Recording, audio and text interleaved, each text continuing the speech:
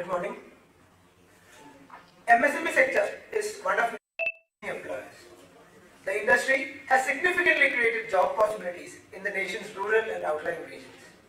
Udayam platform reports more than 90 lakh people working in MSME sector as of 2022, and 48% of nation's exports come from MSMEs. Being the driver of the nation's growth and development, MSMEs have a lot of untapped potential, a lot of opportunities, a lot of lucrative avenues which can take an ambitious and a driven person a long way. To discuss this topic of career opportunities, we are joined today by a wonderful panel put together by the students of IIM Amritsar. I invite Professor Ravishankar Venkatakomu, Assistant Professor, OBHR area, to kindly come up on stage as the moderator of this illustrious panel. So please.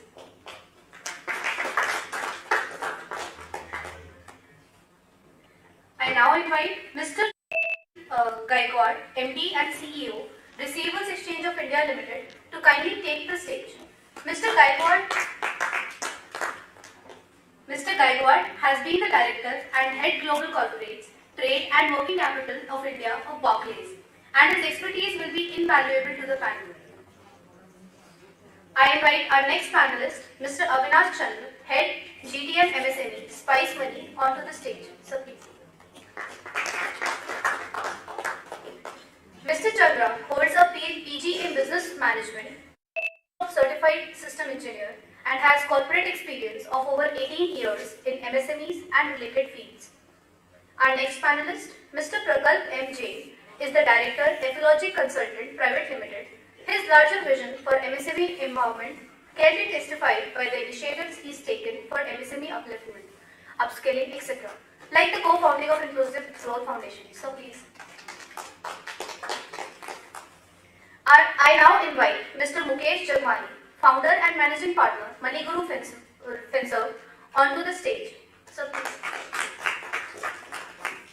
He is currently mentoring 11 startups in individual capacity, and his company manages 200 plus MSMEs, helping them to be financially independent. I now invite Dr. Ashwati Ashoka Najita, Chairperson ICMM 2023, the panelist.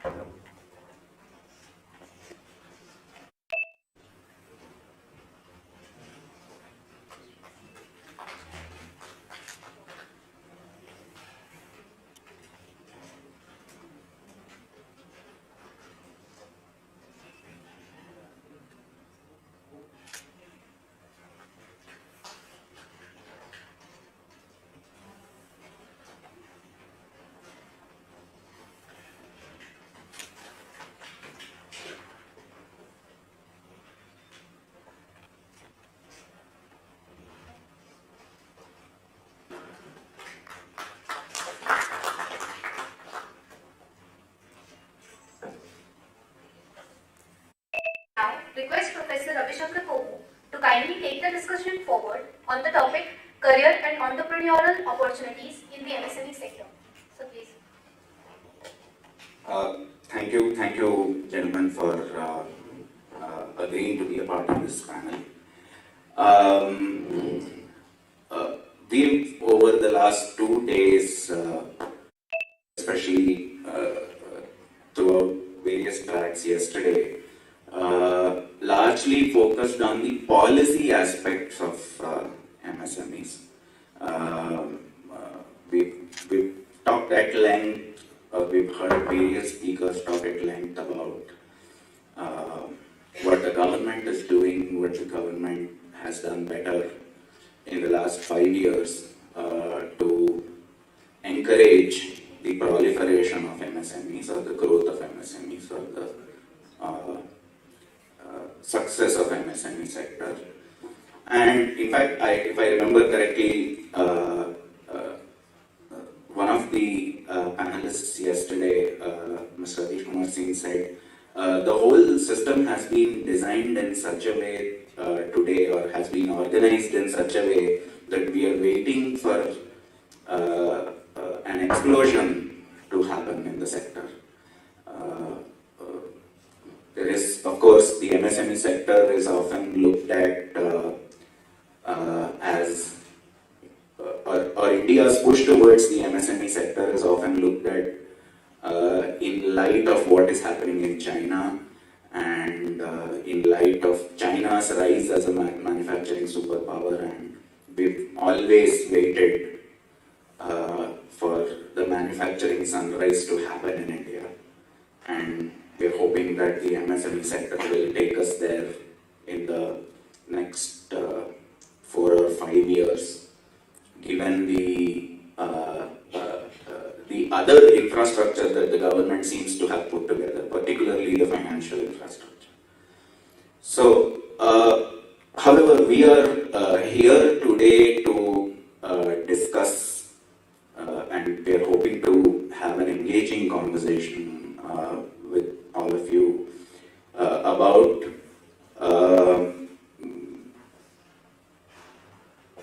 what could be classified as talent management issues in the MSME sector. Of course, we've been billed as the panel on careers and entrepreneurship, right? Entrepreneurship as a career, and if that's and we are hoping to learn about the possibility of entrepreneurship as a career, given the context of MSMEs and the growth of MSMEs. And so, I request all of you, starting from Mr.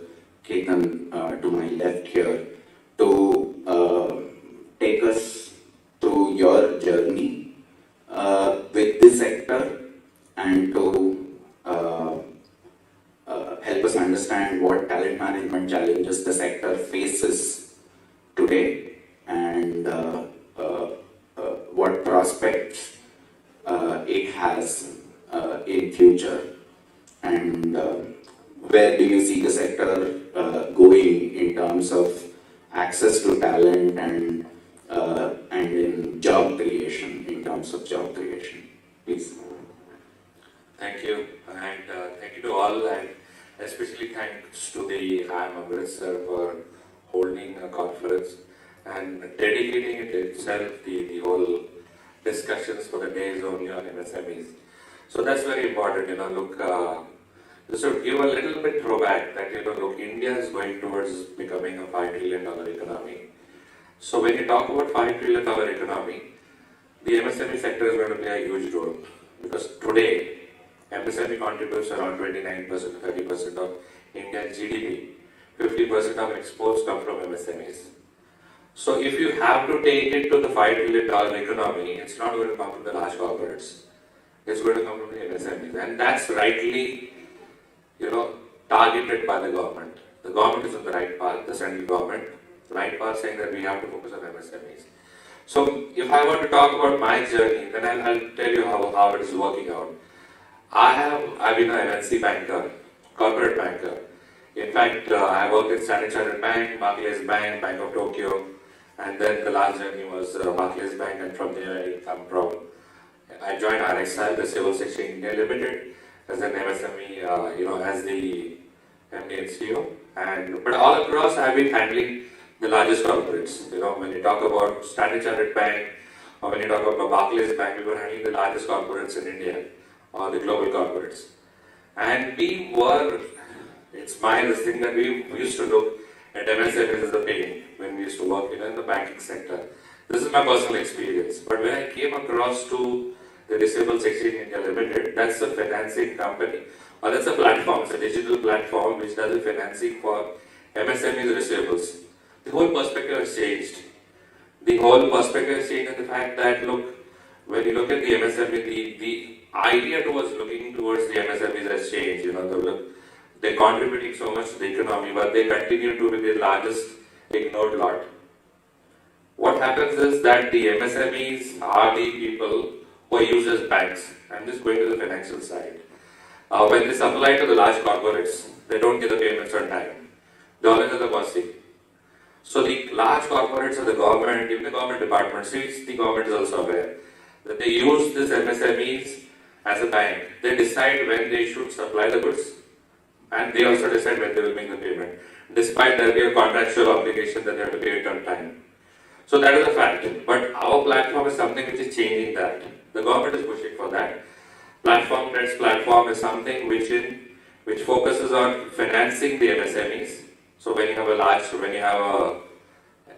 own MSME corporate or the smallest corporate, when you supply to the large corporate, normally the payment doesn't come, it gets delayed. So it gets paid when they come on the platform, they get non-recourse receivables financing done. So this is how we're changing the world in our time. So when the transactions we were doing for 200 crores per month, now we're doing it around 2,500 crores per month. And the focus is much more. Now coming back to the talent management, that remains an important aspect. Look, what happens is, we are also an MSME. When we started in 2017, we were a team of 2 or 3 people. Now we're a team of around 128 people, 108 people, plus we are growing at a speedily. So we have grown almost 5 times. So my experience, the HR experience, the talent is very important. The team is very important. The team is a core team. The team which delivers and which believes in the passion, and the passion is required. And how the passion comes in? The passion comes from the top. The passion is delivered. So there you require people. And in the last 2-3 years, what has happened is, with the COVID, the talent management has become an important aspect, because earlier we used to have talent which was available. But during the COVID times, suddenly the job market went up like anything, because you had the requirement in the IT sector to such an extent that people would take the job. They would not turn up after 3 months. On the last day of joining, they would say that, look, I've got an offer from the other. But that is certainly changing. And now you also see the attrition also coming in. So that cycle is gone now. Again, it's on the rise. So my belief is that the talent management is very important. And in the HR also, that it's very important to spot the right talent. So when you are an MSME, it's very important to hire the right talent. HR has to ensure that you retain the talent. Retention management is also very important. So it's very important that, look, when you as an employee also want to join, when you as MBA students want to join, you should feel that what is the company doing? You should not look after the salaries. That is the whole thing. Look, when people join the company, they look at the high salaries. My advice, I always tell when I come and when people, actually I make it a point to meet each and every candidate before is selected. So when I come and when I tell them that, look, even if you're getting a job somewhere better, because people go for brands, people go for high salaries, and people say, look, if I join HDFC Bank, I'm just going to give an example, that if I join this particular bank or this particular thing I'm going to do. I say, look, if you're joining there, what is the kind of exposure you're getting? If you're getting the right kind of exposure in the shortest period of time, don't look at the money. And that is one of the mistakes even many management institute students do. Since I'm talking to all you guys, when you look at it, what is driving that company? How is that company, I'm going to get the exposure, am I going to get the right exposure? Which is a team which is going to look after me? How am I going to do that? Because I have worked in MNC institutions, I know what happens when the management trainees join. And we, in fact, for the internship also, we ensure that the management students get the right kind of exposure, rather than doing some, Excel sheets and printing and PPTs and all that. But over a period of time, these are the guys who are going to go and talk to their institutions about our organization. So it's very important for you also, when you select the job, you have to ensure that what is the kind of job you're going to do. It's better to ensure that, when you are in a small organization, you can get more exposure rather than being a bigger organization and being a part of a small department somewhere over there. We'll come back to that. If you talk. Right, Mr. Nash. Thank you. So I'm pretty glad visiting to different college campuses keeps me a student, and that has helped me big time across my career. I'm staying in this hotel itself on 8th floor, and in the morning I just looked out of the window and correlated that, is that what the MSME of this country is perceived as. Since I was on 8th floor, every building, most of the buildings, most of the houses look pretty small to me, right? Right across I could see brand factory also. But have you ever wondered that the products those are being sold in that brand factory are manufactured by the MSMEs itself? So to me as a professional, one of the banes of this country has been how we look at MSME. Amongst all the problems, all the concerns, that's one. Second, for me, MSME has always been glass full, and I have never debated with my own self or with anyone else outside in the industry. Glass full of opportunities, wisdom, perseverance, outlook, competition, lack of resources, full of lack of banking support, full of lack of talent, and full of so many things. But let me tell you, I felt delighted when Jasdeep reached out to me and I told him that I will respond in a day or two. And first question that I threw to him was, what is the subject line? And the moment he shared the subject line, I was floored. I was happy. I was sad. Sad why? It was winter of 2005 when I was representing a global powerhouse in India in a very small district of Maharashtra, Jalna, talking about the services of my then companies, talking big, talking how my company can enable them reach to different markets of the world, which is true, of course. But one of the entrepreneurs from the house stood up and said, Avinash, all these thoughts are fine. You know where we get stuck? We don't get people. We don't get people to implement all these things. Cutting short, he called me for lunch and I joined from a Fortune 500 company to a 2.5 crore company MSME. So I'm glad that I fit the shoes of this topic very well. I spent just 7 months there, but today I think I can understand the pain of MSME because of those 7 months. That is the base that I wanted to share with you. Now coming to the point that you said talent management or talent. Is it about just MSME? It's about the genesis of our society. It's about the DNA of our society.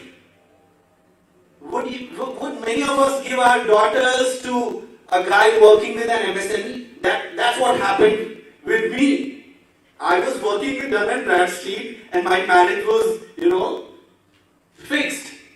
And here I was with an MSME. I asked the girl, and my brother-in-law was a big shot, a dual qualified guy. I asked my dad, how come a person, a bureaucrat, reaching out to you, whose son is working with an MSME, that too in Jalna, not leaving Mumbai, what's the problem? Is there something wrong with the girl?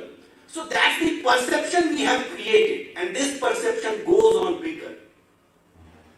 If I tell you that I work with Big Four, with the same experience, with the same dress, with the same mic in hand, you'll be very happy. But had I had told you that I work with XYZ Private Limited in the hinterland of Ludhiana with a company manufacturing cycle spoke, would you be okay? So it's more of perception. The MSME game in this country is of perception. Right? And as Sir said, it's our right to justify our slots that we do during student life, and it's our right to dream that yes, my CTC should be this much. But then what about our duties? A society cannot flourish with the imbalance of rights and duties. So my sincere and humble sharing submission to the leading students here would be to do away with your perception. There are beautiful companies.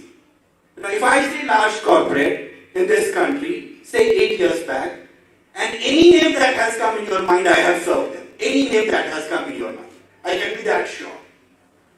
But the joy, the happiness, when I serve an MSME, and when they say my number for decades together, I feel empowered. So it is got to do with the perception. We have a Naukri.com. That was the only survivor out of the .com bubble that happened. I feel pity that, do we have a Naukri.com for MSME? 99.3% of MSME. Less than 0.7% of mid-corporate, large corporate banking, NBFCs, multinationals, and you have tens of job portals. What about MSMEs? I am glad Government of India has taken one initiative to build a portal like this, which will enable MSMEs to have talent. Now, when we talk of MSMEs, most of the platforms, I am glad, I am so very thankful to you guys. I have seen here MSMEs. What we speak, SME. We leave the 97% of the constituents, that is micro. Now, I won't expect you guys to join a micro, but I would be very happy if you join small or medium enterprise. And let me tell you, the satisfaction level would be way higher. So, just taking one more example and letting two of my co-panelists talk to you. So when I joined this company in Jalna, I joined as an export manager. And that company was exporting to Uganda, Nigeria, Libya. So I asked my CEO, so what is the main theme of sending to these countries? Why aren't we exploring the big boys? And he said, Avinash, we don't have banking support. We are a very small company. You know, they would better buy from companies in Mumbai and Thane. And trust me, in next 4 months, we rewrote the history of that MSME. And a couple of buyers who came,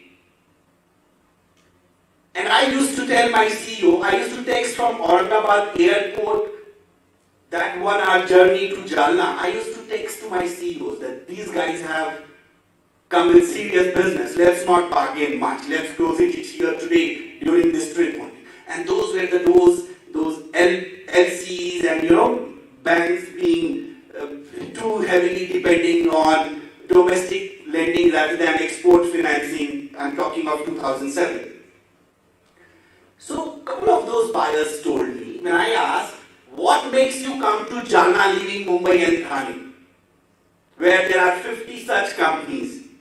So one Australian buyer told me jokingly, no, I wanted to meet the person who wrote in the mail so much about my country market, which I was not aware of. So these are the opportunities in MSME segment. You have the element of surprise because you are perceived small, but when you perform, you become a Shubham Gill and they remember you for life. And that sets the tone for your career. So I would request you guys, don't ignore. Work with one, you can leave aside micro. If you start, you can start with a micro. But don't ignore this sector. You work in this sector for 2-3 years. And there are a lot of opportunities. One I said, information, data sciences, manufacturing we have had, food, in agri-business, in logistics. If you wouldn't manage, who would manage?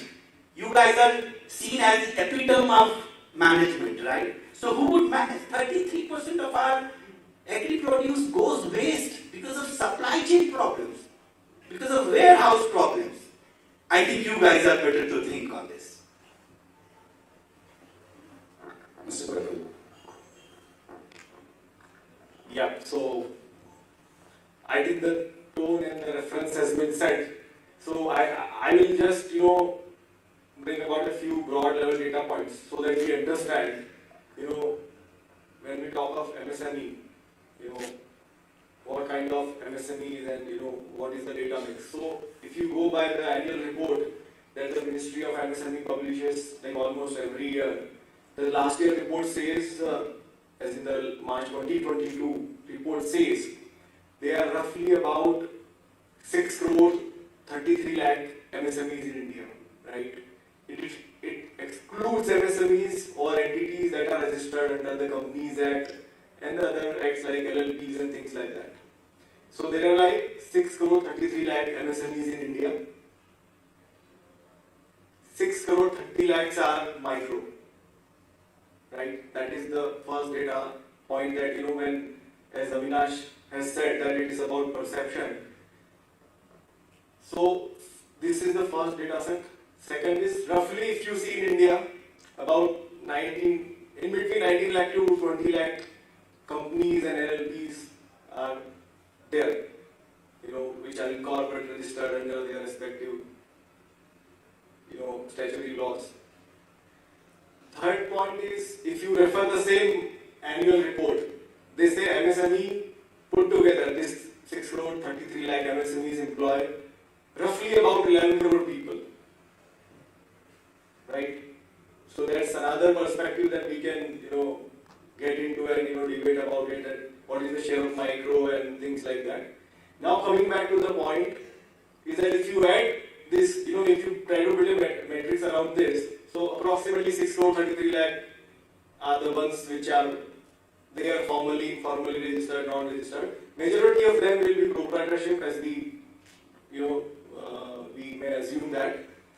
Second point is about approximately 20 lakh companies and LLPs, right? The third data point, as I have told, 11 crore employment. And the fourth, we already have spoken about, is that, what kind of exports we are doing through MSMEs, what kind of opportunities are there, what percentage of GDP is being contributed. So that story is already there in the market. Now coming back to the point, and the theme of the session is, building opportunities or discussing opportunities around MSMEs. So one thing is, of course, MSMEs as manufacturers or as service providers have been there, they have been running the show, and the governments are also now seeing them as engines of growth.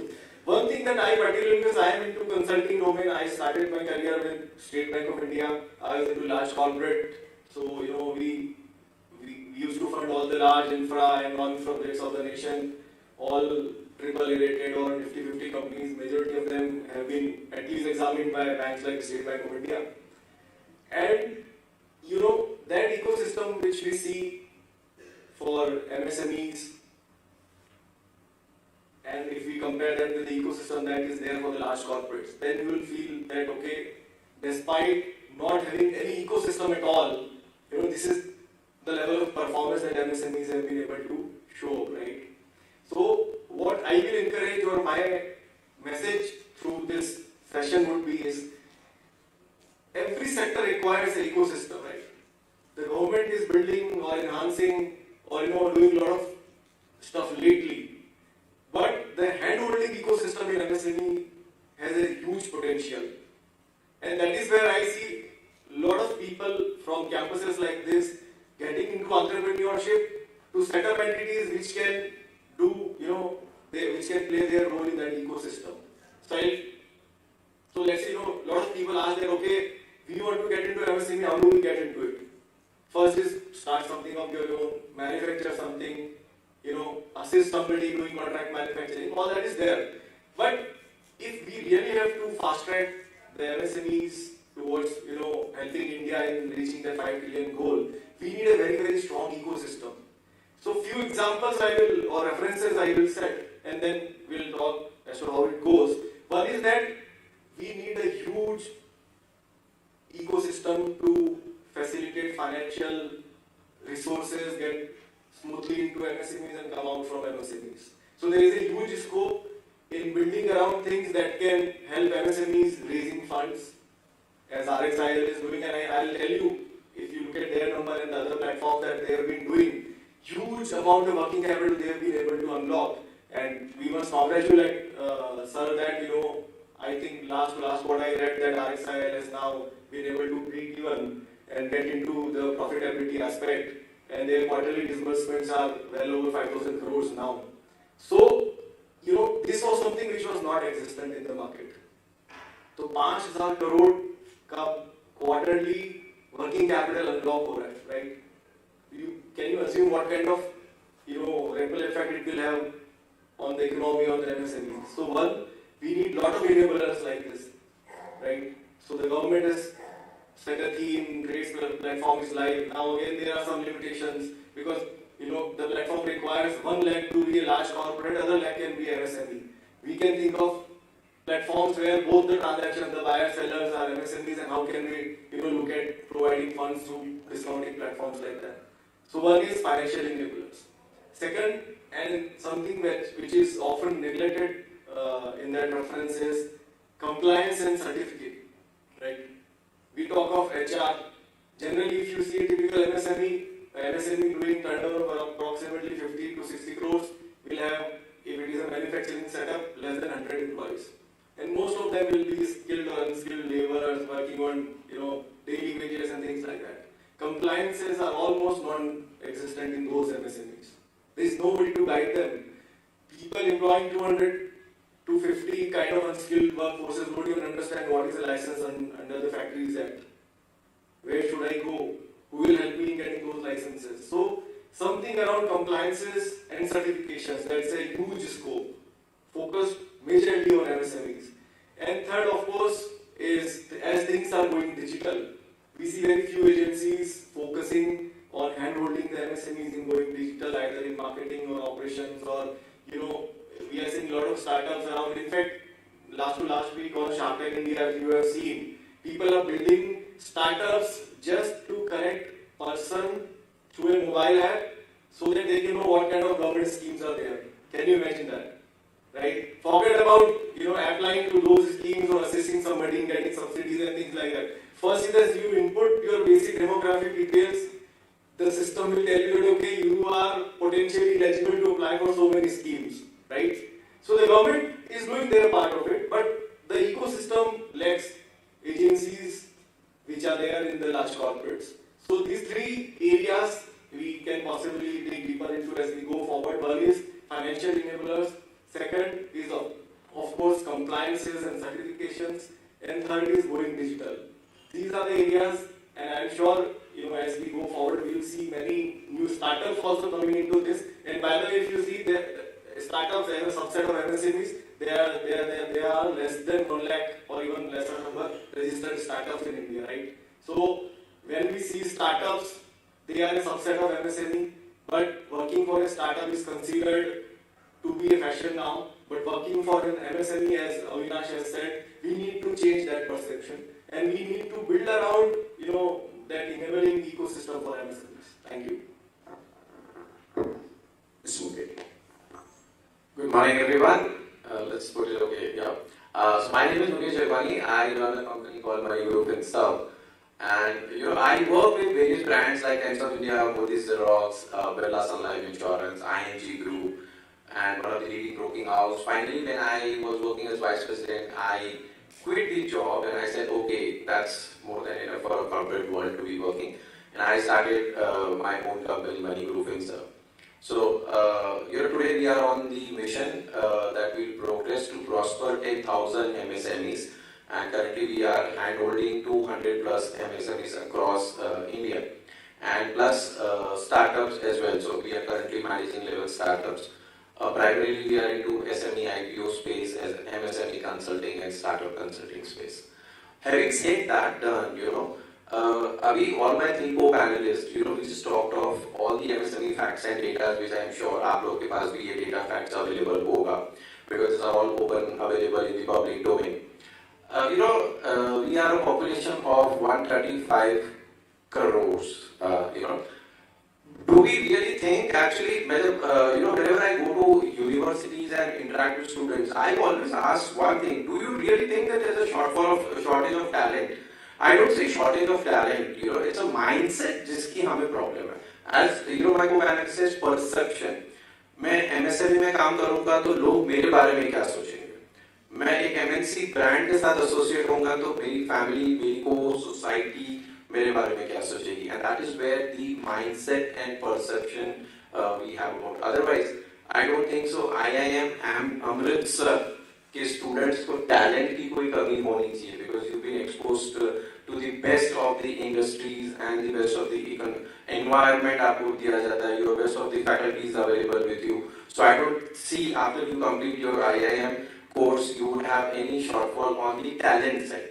Now what happens is it is the perception, maybe the peer pressure from the society, from the family, that I should be working with top-notch brands because I have a tag of IIM with me. So मैं IIM के बाद MSME में कैसे जाके job कर सकता हूँ? You know, that's the question that even students have to ask themselves. But then let me tell you, you know, everything you see, government has been putting and working round the clock. They're trying to bring every single thing for India in India. Look at the technology, look at the defense aspect, look at telecom, look at the new companies which are coming to India. You know, अभी तक आपने देखा होगा पिछले 5 साल में अगर आप देखोगे तो सबसे हाईएस्ट इंपोर्ट हम मोबाइल करते थे, अब सबसे हाईएस्ट एक्सपोर्ट हम मोबाइल करते हैं. So do you really think that we don't have opportunities in India? Okay. I was interacting in another forum where I asked, how many of you know Tata Motors? Yeah, everyone would have heard the name of Tata Motors. What do Tata Motors manufacture? Car. Okay. How many do you think Tata Motors would employ? But how many auto ancillaries units are working for Tata Motors? That is where the job opportunities are. But so don't just look at Tata Motors, but Tata Motors have more than 235 auto ancillary units who are manufacturing spare parts or the other thing for Tata Motors. And these 235 companies are under MSMEs. Okay, they are not large corporate, they are MSMEs, and they are the ones who actually are looking for manpower because they have targets to supply to Tata Motors. Tata Motors would be one of their clients, they would have big other clients as well. So there's immense opportunities available for the MSME space. Recently everyone would have heard that we became the 5th largest economy, we overtook UK. And our government is planning, is working hard for India to become $5 trillion economy. Abhi sir ne opening statement mein bataya. Can you just imagine what happens when we become $5 trillion economy? It is the MSMEs who are going to contribute if India has to grow and if India has to become $5 trillion economy. It is not Reliance, Tatas and Ambanis who are going to contribute because वो अपने maximum level पे आके खड़े हैं, उनका output उतना grow नहीं करेगा जितना एक MSME और startup grow करेगा. That is why Government of India has built this entire ecosystem with the focus on MSME, startups, SME, and of course they're also working on the other unorganized sectors where they see immense potential, immense opportunities. Banking को कितनी सारी guidelines दी जा रही हैं कि MSME को support करने के लिए. So when we say MSME, you know, there are immense opportunities. Even when IIM students are planning to start their own startup, I always insist कि पहले 2-3 साल 4 साल MSME में जाके काम करो. There you will learn lot many things because you will have lot of other departments जिनके साथ आप काम कर रहे होगे.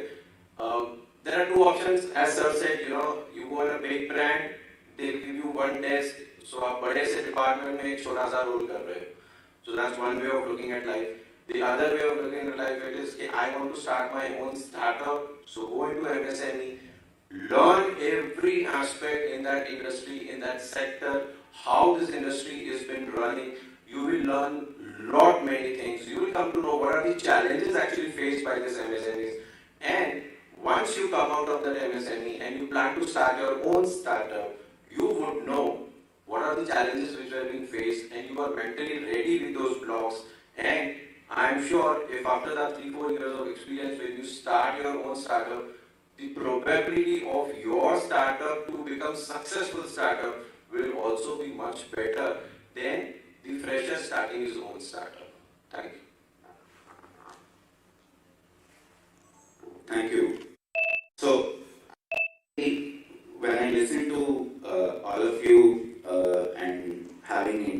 with students as well, and having been a student myself or having spent a lot of time on campuses for a long time, the one aspect that comes to mind that I would like to know from all of you,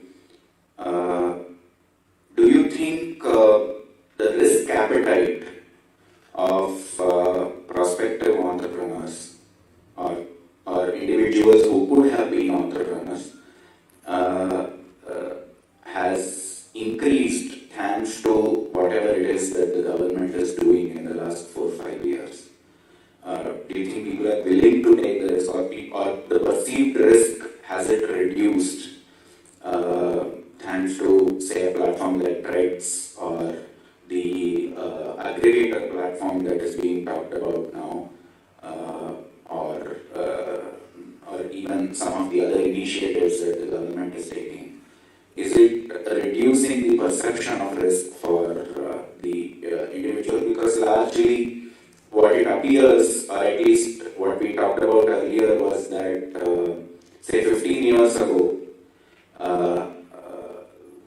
becoming an entrepreneur was considered a risky proposition, and hence the perception that it is not the best place to be. But I mean, we are a country, you could argue, I mean, we are a country which loves government jobs because we believe that we are risk averse, right? So, do you see any change in how people perceive risk? Do you see any change in risk itself thanks to what the government is doing? Yes, sir.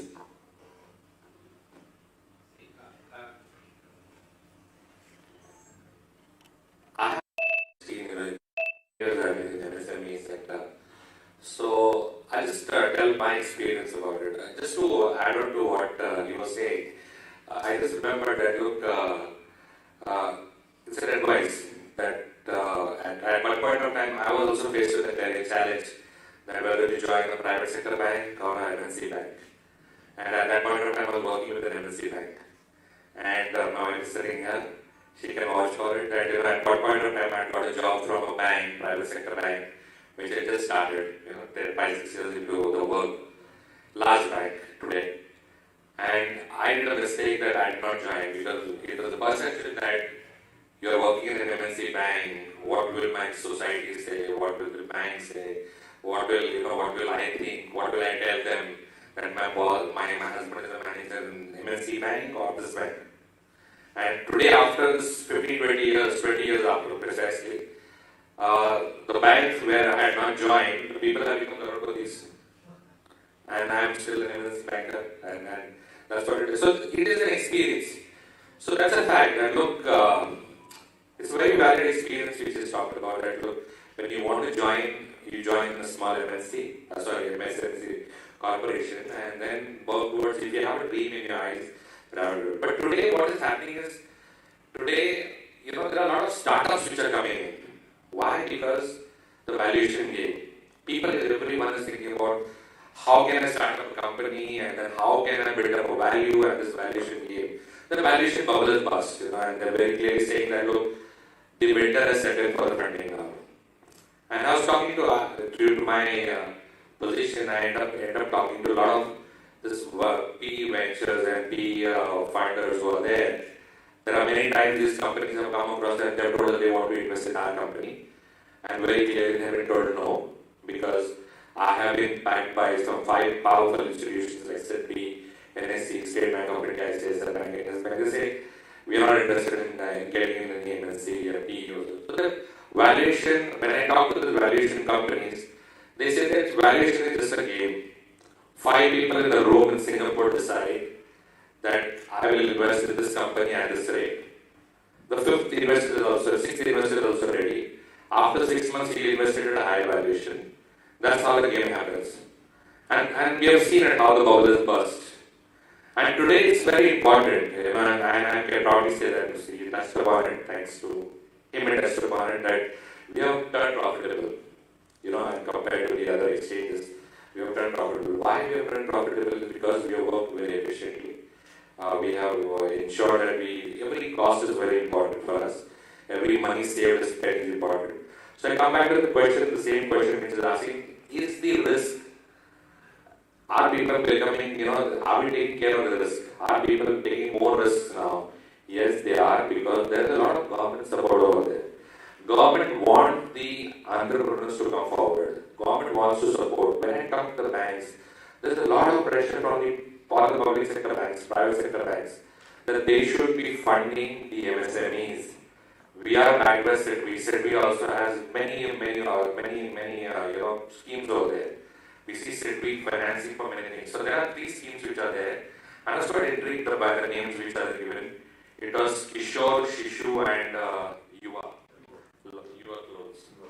So Shishu is basically, micro.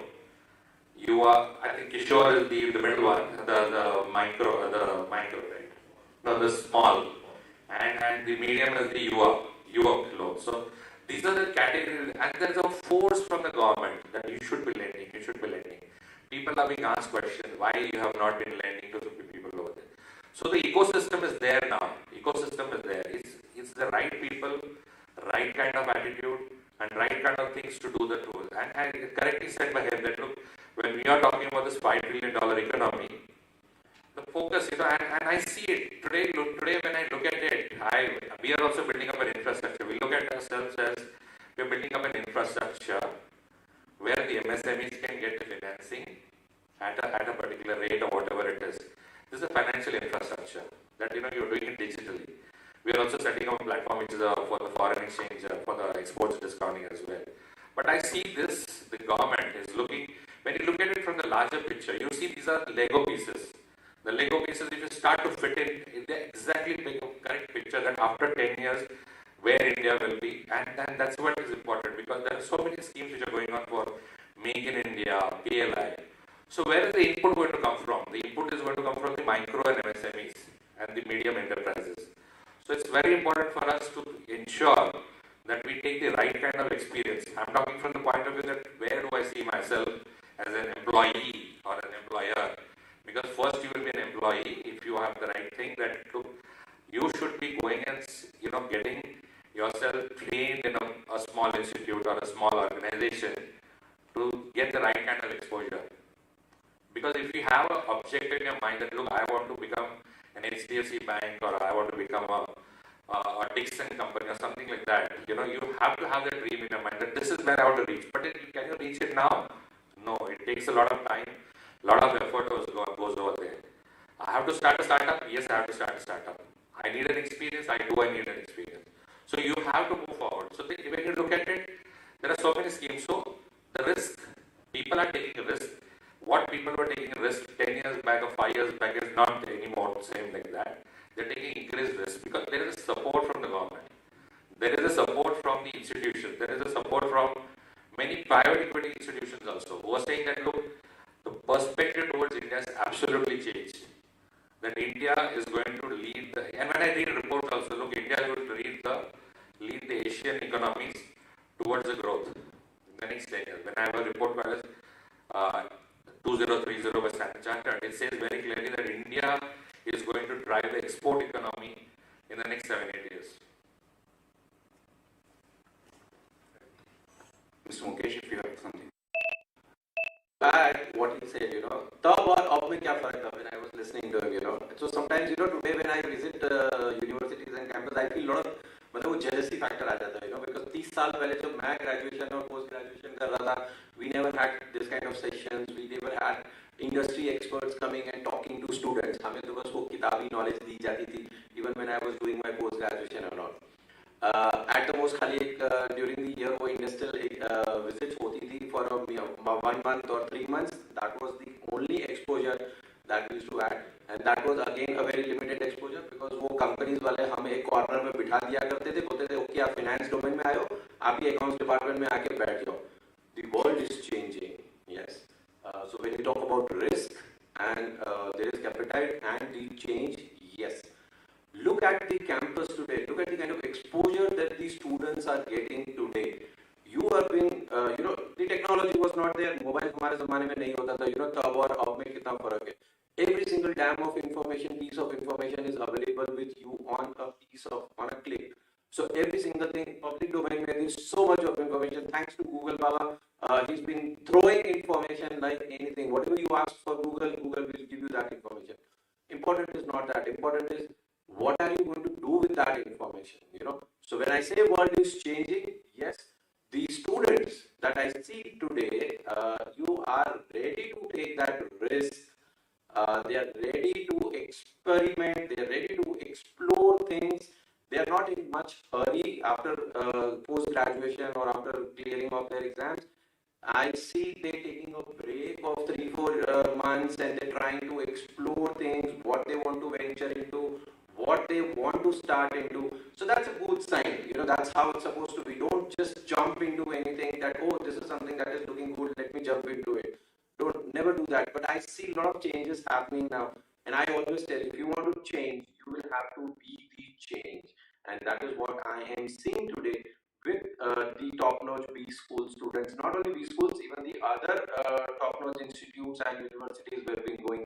So that is just because you get this industry senior people coming from the industry, sharing their experience, sharing their entire journey of life. So that helps actually students to build their mindset, to change the perspective, to change the way you look at the world. So then definitely, and of course, a lot of other things are there to support you in terms of the ecosystem support. They are available. Incubation centers, startup cells, each state-wise they have their own facility centers. Center is being supporting.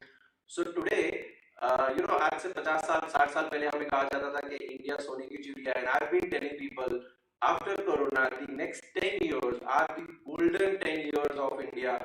And today, whatever risk that you can take that risk, start your entrepreneurial journey, or get into MSME, work there for 3-4 years, and come back to your own startup. The next 10 years are the golden period which India will see.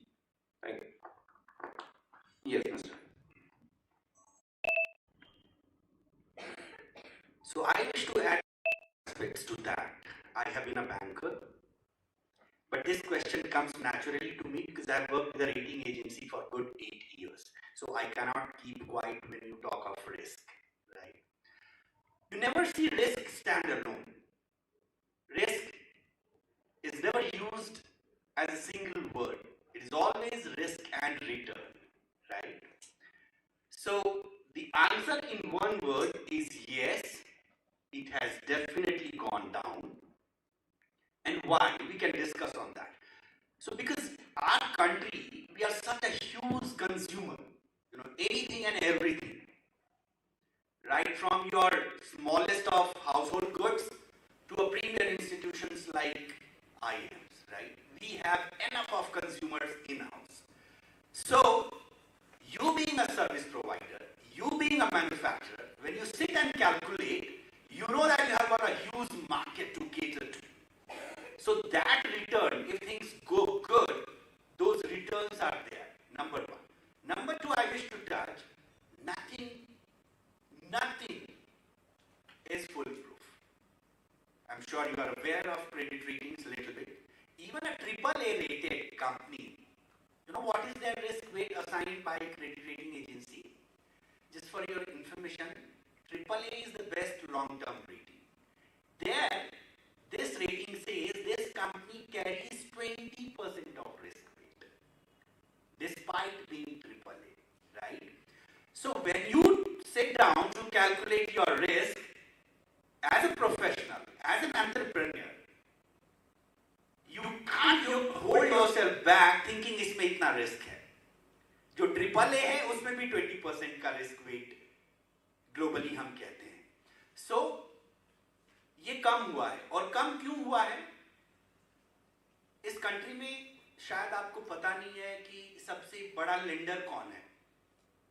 मेरे पास data नहीं है, मेरे पास वो research of 2 decades का नहीं है, but the largest lenders in this country are kirana stores. वो जो उधार देते हैं, वो 1 महीने का उधार, the lending, all the lending banks put together is as much as that the Kirana stores of this country lend. Second largest lender kaun hai? MSME. And we have been discussing this for donkey years. That's why RXIL is doing so. And they'll continue doing good. क्योंकि ये area जो है उस पर MSME बात नहीं करती है. They are okay. एक बड़ा बायर उसको टाइम पर पैसा नहीं दे रहा है, he is okay. अगला ऑर्डर तो मिलेगा. मार्केट से 20% पर पैसा ले रहा है, बट ही इज ओके, 4 महीने बाद देगा. ऑर्डर रिसीट पे लिखा हुआ है 90 डेज के बाद, बट वो फॉलो भी नहीं करता है 120 दिनों तक. बट वही एमएसएमई बैंक से बहुत नाराज रहता है कि मेरे को बैंक पैसा नहीं दे. बट वो अपना पैसा जो वो सब अपने बायर को उसने क्रेडिट दिया हुआ है 90 दिन का, 120 दिन हो गया, उस पर वो बात नहीं करता है. तो चूंकि रिस्क एपेटाइट है इसलिए बात नहीं करता है. उसको पता है कि ये रिटर्न हो जाएगा. So the assurance of return is higher. That's why the risk is lesser. The moment that goes higher it will be higher. वहां अगर रिटर्न के इश्यूज ज्यादा बढ़ेंगे तो रिस्क यहां बढ़ जाएगा. But the MSMEs are aware that I am working in an ecosystem, thanks to him that we were missing a very strong point. ये रिस्क की वजह से, इकोसिस्टम की वजह से भी रिस्क घट रहा है अपने देश में. We are now started talking. एक एमएसएमई का इकोसिस्टम बस 3 हुआ करता था एक जमाने में, जब मैंने शुरू किया था 2004-5 में sir. It was supplier, buyer और a banker. But now they have started knowing the value of ecosystem. अब वो ब्रांच मैनेजर को जानने की कोशिश करता है. अब वो अपने कंसल्टेंट से ज्यादा स्ट्रांगली कनेक्टेड रहता है. अब उसके जो फील्ड्स नहीं है उसको भी वो एक्सप्लोर करने की कोशिश करता है. So yes, definitely the risk perception has also gone down and in totality also it has gone down. Bank books क्या बताएंगे, वो डिफरेंट एरिया ऑफ डिस्कशन है. Yes, Mr. Prakalp. I will just add on to it. See, when we speak of MSMEs and then we talk of the risk perception or the risk per se, coming down. So one of the important thing is also to understand that over a period of time in a country like India, the laws are evolving. The lawmakers are acknowledging that okay, पुराने जितने act है उनको reform करो, बंद करो.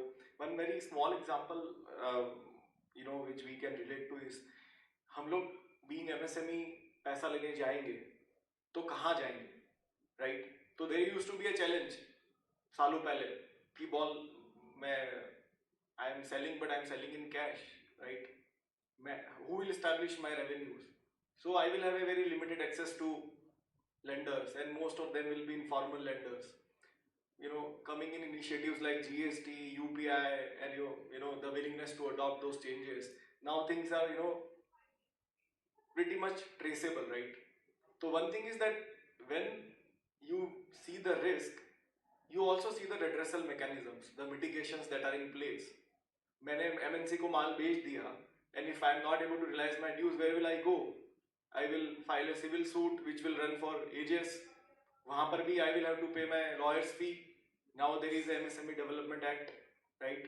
So if somebody doesn't willingly give you your dues, undisputed dues, you can go file a complaint in the Facilitation Council and it's a very time bound process. It can't go on and on and on for long. So there is a redressal mechanism. Now second part, if I also want to know that my potential buyer, what is the kind of payment discipline that they follow, that information I can also go and access, provided if these are large companies and regular in filing, you can go and do a ROC search on them and they will fetch entire set of data that which are the large companies which have not been paying MSMEs on time, about 90 days का क्या dues है, कितना पुराना है, So redressal mechanisms are there, and once you have redressal mechanisms are there, another thing is when we go to bank, especially in the MSME segment, because when I was in a bank, we were funding all very large infrastructure projects and they were there were only contractual securities. There were no hard assets. Imagine, like, I'll try to connect it to this. One of the largest PPP infrastructure project is the upcoming Metro Rail in Hyderabad. And if you compare projects like this, Metro Rail, toll roads, what is the security? There is no security. Only contractual security is there that okay, I'll develop this project, I have a right to collect revenues. Something goes wrong, you can shift this right to somebody else. But when MSME goes there, what is the asset? What is the collateral? How much you will pledge? How much you will mortgage? So this mindset now needs complete overhauling. And at various forum through the foundation that we run, that is the Inclusive Growth Foundation, we have been advocating completely collateral free lending till a certain limit to all the MSMEs, right? You see, if that happens, what is going to happen? See, if I want to set up a manufacturing unit, I will go to bank and I will have my own set of research, my project, I'll ask the bank to fund it. The bank will have the next question, typical question a bank will ask you, कि ये सब तो ठीक है, security क्या दोगे भाई? तो मैं तो अभी कॉलेज से निकला हूँ, I have financed my college fee also, तो मैं क्या, what security can you expect from me, right? So that ecosystem needs complete overhauling, where MSMEs to a certain extent, there are schemes, no doubt. Sir spoke about Mudra loan, Shishu Mudra loan, all those things, right? But we know how difficult or how rationing is done in sanctioning such kind of loans. So once that happens, the risk of failure will also considerably come down, right? And it will work very flawlessly. Today also, when you take a collateral free loan, the government charges you a guarantee fees. It's like insurance premium, right? So when I work in a profile, there is an insurance cover with me. I know if something goes wrong, it will take care of me. If that happens, and I am sure in the very recent time it will happen, at least for the MSMEs, if that happens, you will see 5 trillion also, will be a smaller target to achieve, provided you empower them financially. So just to add, risk to return. So, जहाँ risk है, वहाँ reward है. And the most important part is how do you classify your risk? So there are unknown risk, there are known risk, and there's a calculated risk. So I'm sure जब IIM students अपनी CAT की तैयारी कर रहे होंगे तो उन्होंने सोचा होगा, उन्होंने भी अपना बैकअप प्लान बनाया होगा कि अगर मैं CAT पास हुआ, नहीं पास हुआ, मुझे IIM में अपनी पसंदीदा सिटी में मिली एडमिशन नहीं मिली, तो उन्होंने भी अपना बैकअप प्लान बनाया होगा. Yeah, so same is when we look at risk, we also have our contingency plans, we have also plan B, we also have our backup plans, and that is where our role starts when we guide MSMEs के जो भी आप अपने orders ले रहे हो, you have some plans कि मुझे working capital मिलेगी, loan मिलेगी, नहीं मिलेगी तो मैं क्या करूँगा. So they always have those backup plans, and because if you have those backup plans with you, the risk appetite would always be much better, a little larger than what if I am going for an unknown risk. Unknown risk is like you're gambling with your business or with your life. So avoid that. But if you have looked at your known risk, calculated risk, that's the way the life goes on. So I want to steer the conversation away from the financial aspects of it just a little bit. And when we talk about jobs in MSMEs, we are often talking about organizations that are founder-led. It is somebody whose vision it is or whose passion it is to run that organization. And the problem with founder-led organizations is that they may not be sufficiently participative, or they may also not be professional enough. Often when I see some of the pharma companies in Hyderabad where I'm from, I observe that even basic principles of management have to be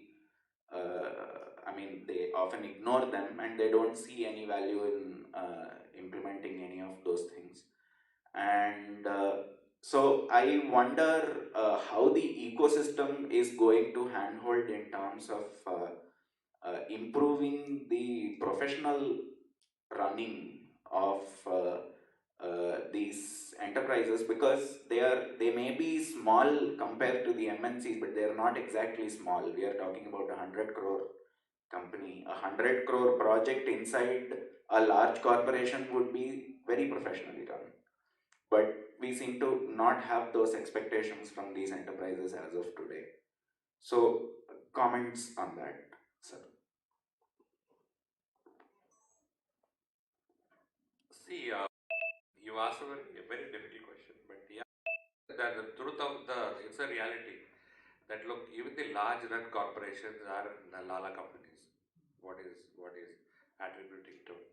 So even if you have to make a financial decision, someone will come and sit across, and the CFO will be just a namesake CFO. But you look, you have to learn from the journey. But whether you should be joining this journey, or whether you should be joining these companies, I would say yes, you should be joining, because you have to learn a lot from there. But at the same time, look, the infrastructure, or I would rather say there are startups or there are small MSMEs also coming, which are new age MSME companies, which are professionally driven, which is where the focus is on. So when you talk about these large established 200, 300 crore companies, this might be the companies which are run I would say that it's Lala companies where the promoter has the say in everything. Why that? Even if you go to a 5,000, 10,000 crore company, you might have a board, but at the end of the day, the Lala decides, the promoter decides. And that's a fact of the life. But we have to be choosy. We have to be choosy that when these companies might not be coming to the campuses also. So, but we have to be choosy, because look, there is a dearth of talent. There's a dearth of right kind of talent, not only for these companies, but for the companies which are startups now, where you should be joining, where you should join. Or there are companies which have established, maybe started the journey 6-7 years back, and they are on the growth path over there. So there will be many companies like that. So when, just to give a classic example, I just come back again and again to my company, that when I was joining this company, I was told, because I come from an MNC background, all throughout 25 years in MNC, and this company was, the shareholders are all private sector banks and the SIDBs and NSEs of the world, they were there. So I was told very clearly, friends have come and told me, why are you joining this company? This is a PSU company, why are you joining? You all have and I was asked by CEO of one of the institutions who are the promoters, that Ketan, look, you come from an MNC background. Why you want to join this company? There are a lot many PSUs. But I said, look, I have an attitude to change, and if I am coming in the place over there, I can change. But that was at a different level altogether. But when you look at the other places also, there might be a perception, but is it possible for you to join and make that change? Today, what happens is it's the attitude which matters a lot. Even when you join a small institution, if you have the right attitude, if you have the right aptitude and the attitude, you get spotted. In our organization, we always spot the right people with the right attitude. I make the choice whether I have to take this person or whether I'll prefer a person with a 5 years experience, or whether I'll prefer a person who's fresh out of the college, and whether the person has the right attitude to learn, because it's just on the job learning, because all the college learning, all the experience is just a waste. I would say it just takes you to a particular level. After that is the attitude of the person to take the job, and it's the organization also. So there are these new age MSMEs which are there. You should make a list of them. There are so many MSMEs we deal with. We have around 13,000 MSMEs registered with us. I'm in personal touch with many MSME founders, and I've seen the journey over the last 3 to 4 years. I find that these guys are making a lot of change, and they require talent.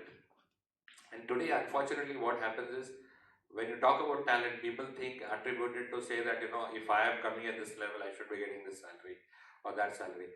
But I always keep on telling to an advice to the students, even when people, I tell them that, look, what is important for you at this point of time? Is it experience or money?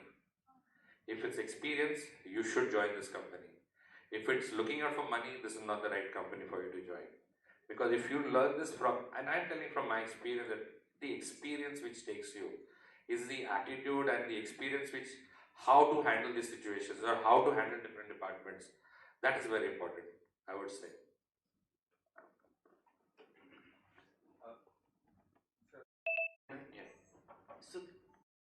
shared one example how I left an global powerhouse and joined an MSME. With a lot of happiness and joy I shared, right? But I may not be able to share my exit with same happiness and joy. And the answer is the question put forwarded by Professor. So these are the challenges there, and these are on us, on you, on them, on me, on he, she, to take these challenges as change management, right? And as he said, I agree that it's okay to talk that you should work with MSMEs and in MSMEs, but then there are different aspects to that. I think one aspect that we may touch upon, even while you join a bank, I have seen this very up close and personal, right? If you are working with a bank and if you are serving the big boys, the large corporate, a mid corporate, your salaries are better. You are seen as better. And someone who is into MSME department, the same team looks down upon that MSME banker. Trust me, this is the burning issue that is happening all across the country, all across the globe. So, we may not tell you to just jump into MSME bandwagon or join anywhere. But job hunting is as science as arts. So you started with why we keep talking of China. For any good reasons. If you club both the exchanges here, and my answer is connected, that's why I'm touching this. We have got two SME exchanges, one of NSE and one of BSE, SME platforms. Clubbed together, we have less than 1,000 MSMEs listed. You know how many MSMEs are listed on Chinese exchanges? Close to 9,000. So they pose us every time. These Chinese people, despite everything, they pose so much of subject for us to deliver and deliberate upon. So if at all you think that yes, I may give it a try, go to these stock exchanges, figure out some of the SMEs which have been listed in last 5, 7, 10 years, see their turnover, see their movement, see their attrition rate, and the world has opened itself up. Talk to them, go and meet them. And I am not just saying by fluke here. This is what being done by professionals today. They call Mr. Gaikwad for a cup of coffee, their request, and I am sure 1 out of 5th time he may oblige, okay, come down.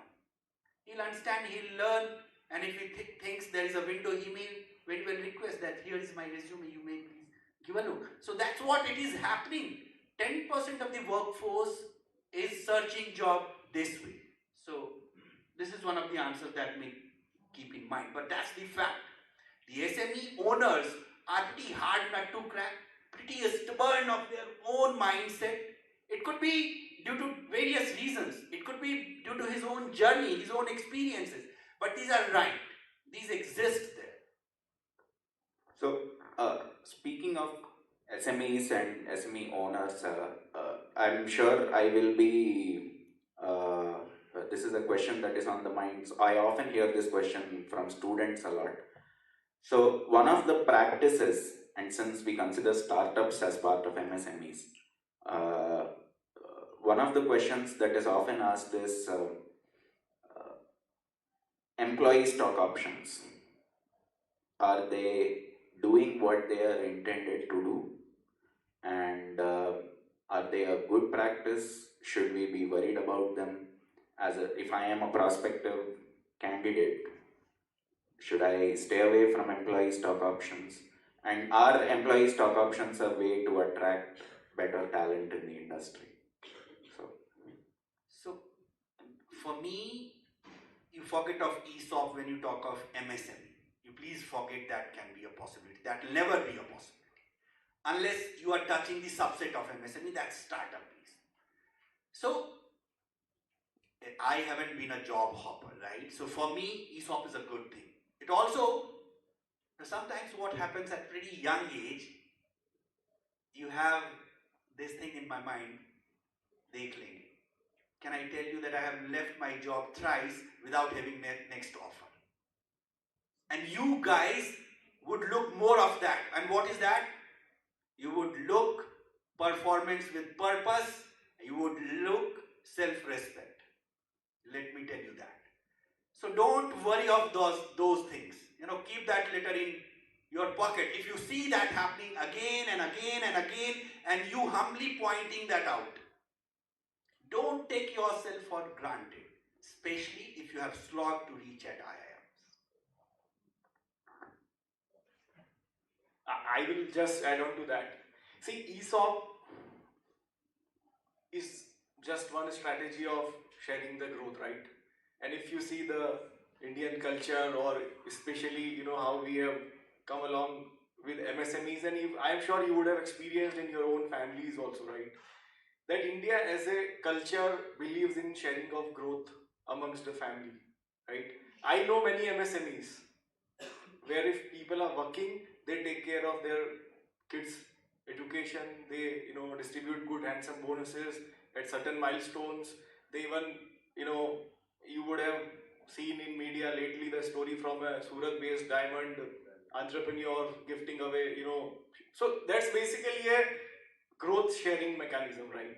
So ESOP, considering in MSMEs, shareholding is somewhat related to ownership.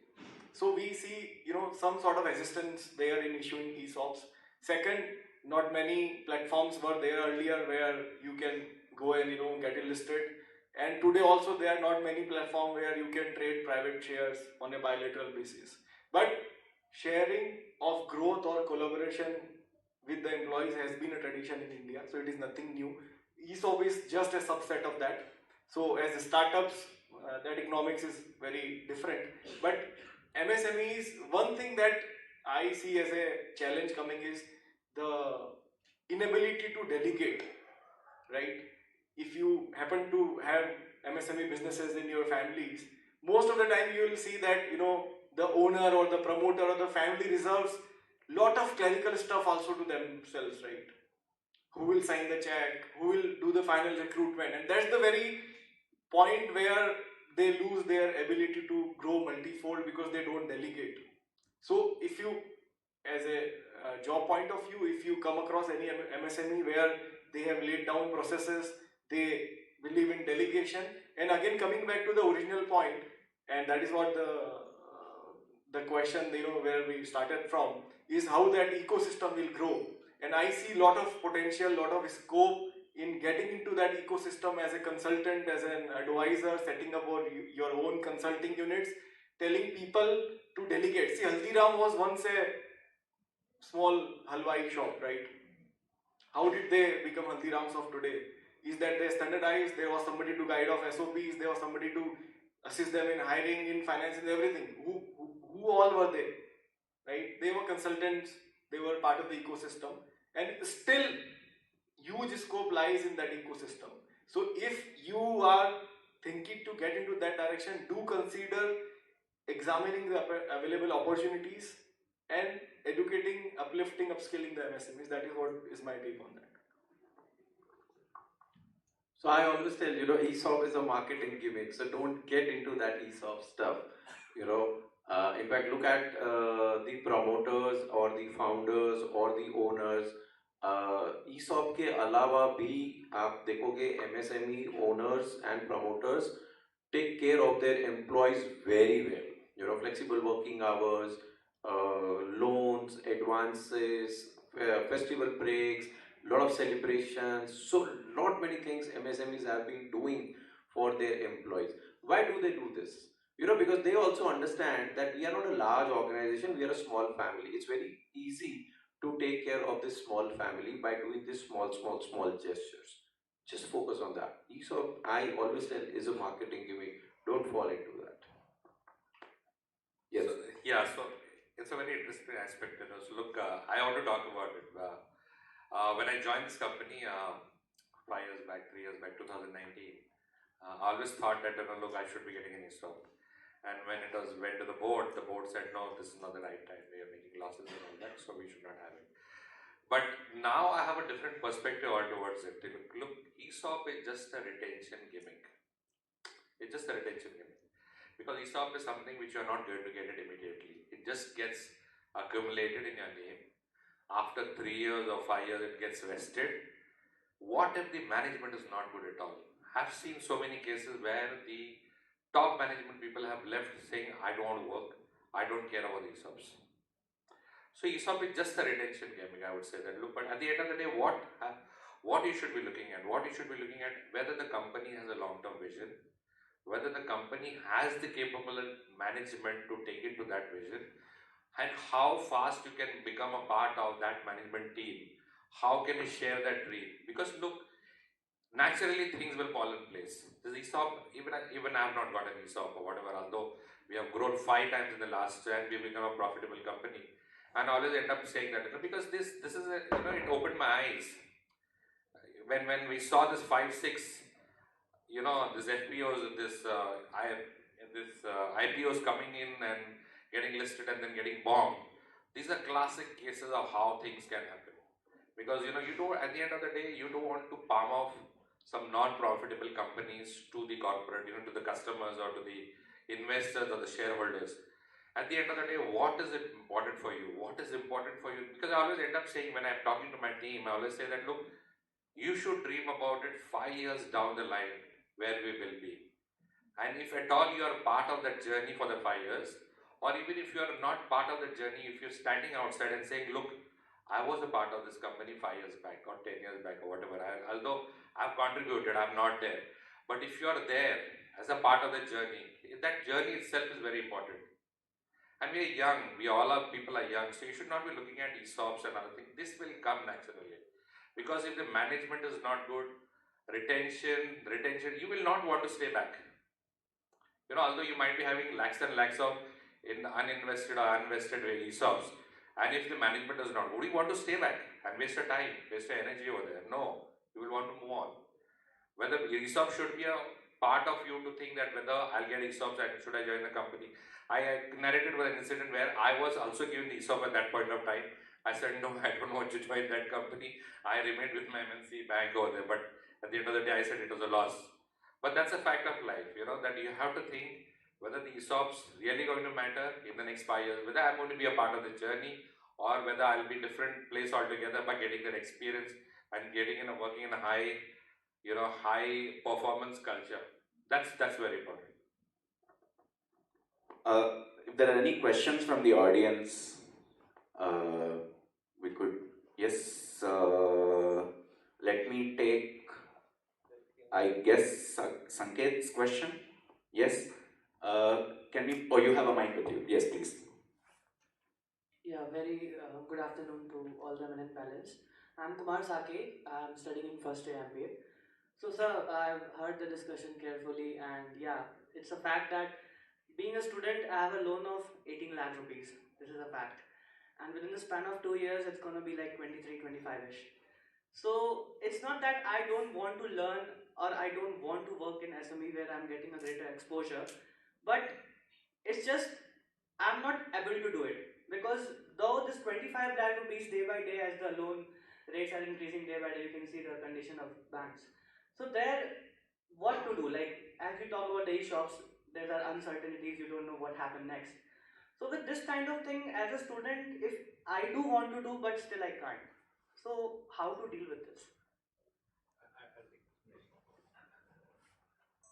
I take this question because this is exactly the discussion which I had day before yesterday with another platform, and it's a MNC platform, and they were talking about that look, Ketan, where do you recruit people from?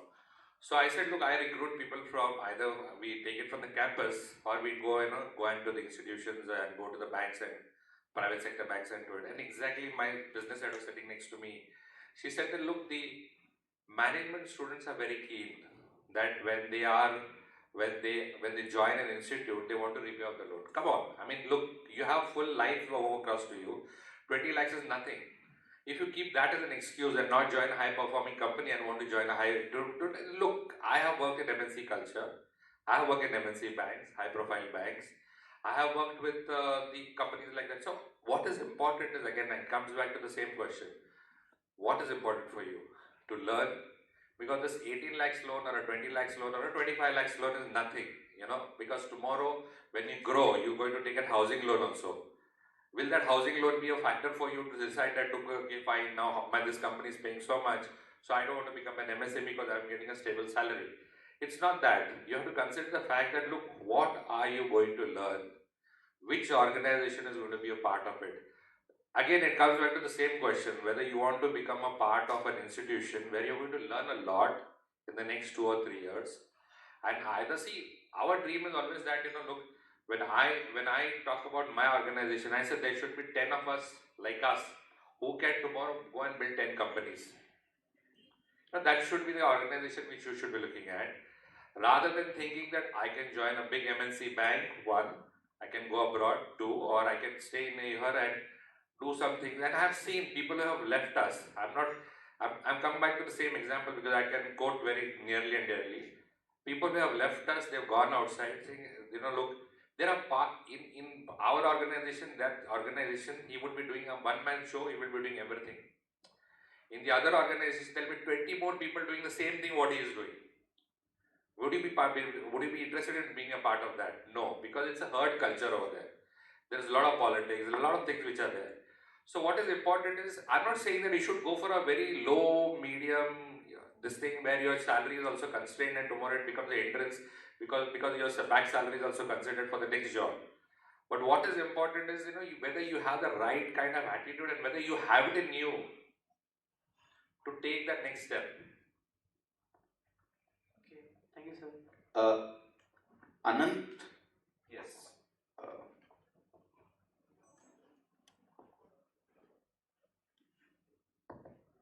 Good afternoon, everyone. I'm a PhD student here in IIM Amritsar in economics area. So my question is, as far as making funding available for MSMEs is concerned, should equity-led funding or bank-led funding, which one should lead the way? If at all, one of them should be made the primary source of thrust to fund MSMEs, because as Prakalp ji was mentioning that we are not listing adequate MSMEs in India compared to China. But the one possible issue could be that, as Mukesh ji and Avinash ji were mentioning, that as equity comes in more and more, the companies will get more and more corporatized and professionalized. So it will move away from the family led or family styled management, and that would have its own consequences. So we should lead the way, if one should lead. Thank you. Yes, try to respond. See, one challenge that we face generally is that banks in India, which are primarily mandated to fund at least early stage MSMEs, are somehow not trained, or rather I would say mandated to take calls on very high risk startups, right?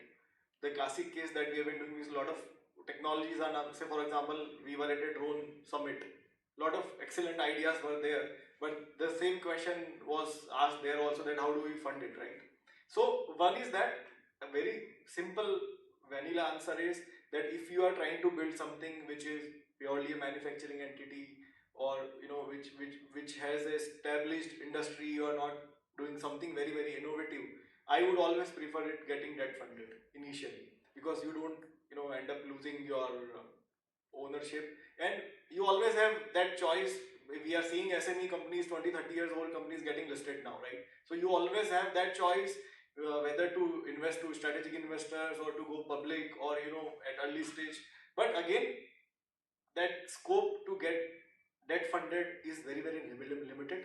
So unless you are into something very very innovative, or something which you are trying to develop as a technology or as a product which has not a established market, you have no choice to but seek some equity or grants, or get it funded that way.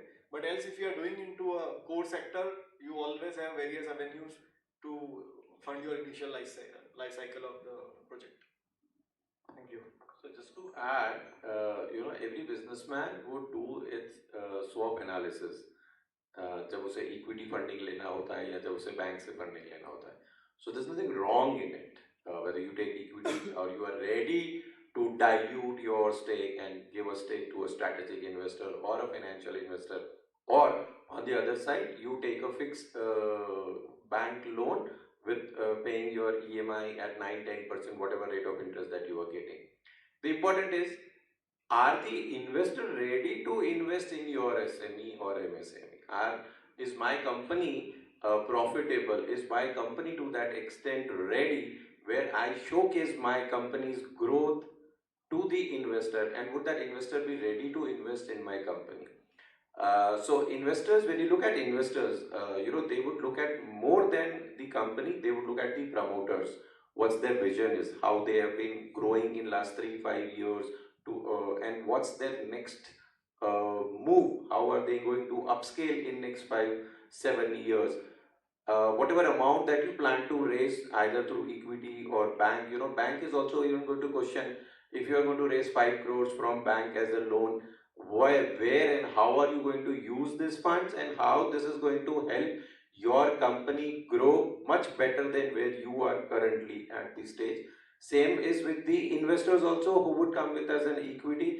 They will also ask you, where are you going to deploy this funds which you are trying to raise through equity, because they will also look at what assurance and guarantee that you are going to give to that investor. So that investor would also need that confidence from the promoter or the co-founders team, and then based on that assurance, based on that data, they will come and invest in your company. So bank funding is equally tough. Equity investment, bringing equity investments is also equally tough. Thank you. Last question. Yes, please. Lady in front. Can you pass on the mic to her? Yes. Thank you. Good afternoon, sir. I'm Meghna, and I am a first-year student at IIM Amritsar. So, like we have discussed about the various challenges, I think one of the important challenge that MSMEs also face is with regards to the employee loyalty. We have discussed about delegation of work, but in most of the situations, what happens is, let's say the head of the company, when he delegates certain responsibilities to the lower people, they often cheat because of the less professionalism and standardization in the MSME sector. So how do you think a right balance can be achieved in such situations? So unfortunately, I think you teach organization behavior in HR. Our management institutes in this country, we have had very fancy subjects. We have never gone under the carpet. Though these are very personal things, these you inherit from your family, right? You inherit from people that you look up to. However, I believe, and if I look back to my journey, I had some amazing teachers, right? So during my orientation program, the gentleman who survived the dot-com bubble, Mr. Bhik Chandani, Naukri.com, he said, do whatever, never leave humanity. That line still, I'm getting goosebumps. So this line stays with me. Though no management campus can teach this, but I wish there are more of these subjects, case studies, right? I was doing one project on sales. I predominantly am a sales background person. When I went on to meet one gentleman of tire company heading sales, and I was doing a project re-engineering of HR into sales. You know what he told to us? He told us, no, we don't need HR in sales. How big statement this is. Can you really think of a company having mediocre HR? So these are very personal things. This touches to your lifestyle. So this panel cannot answer it. Only you have to answer this. Are you ready to do that? Are you there to defy things? Are you ready to rewrite your story for throughout the life? That whenever that person meets you again, he looks into your eyes and you are able to respond back. So that's the answer that I give. Thank you so much. Thank you, gentlemen, for a very insightful conversation. It was engrossing. I certainly learned a thing or two. It was a window into the world of MSMEs. So I think now is a good time to conclude this session. I've been asked to end at 12:30 sharp because there's another session that's supposed to start at 1:30. So thank you so much. Thank you so much for coming here. Thank you.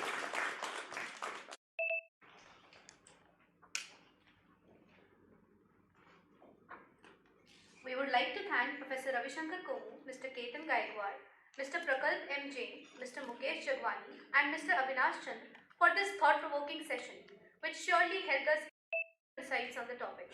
With this note, we conclude the discussion for the first panel. Now we'll be having a lunch break from 12:30 to 1:15, followed by the next panel discussion on innovation, MSME, and startup ecosystem, interplay of enablers and deterrents, sharp at 1:30. Thank you.